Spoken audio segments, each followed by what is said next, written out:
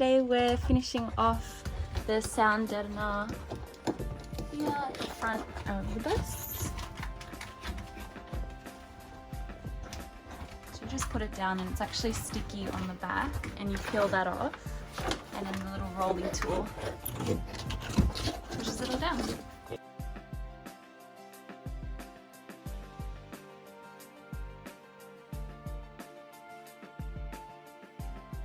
We're taking off all the rest of the stickers. There's so many on the bus. And this is the progress of the insulation there. Almost done. Alright, so we're all done with that. So that should hopefully keep the heat out and the sound out. So all good. We're just putting back the floor trim rubber stuff over the top of the insulation. Putting all the paneling back in.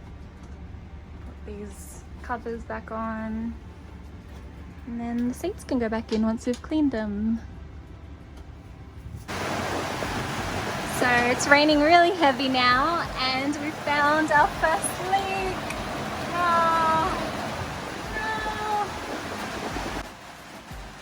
Now for the cleanup of all this junk.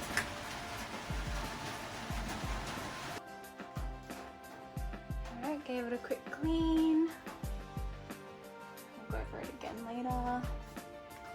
Ooh.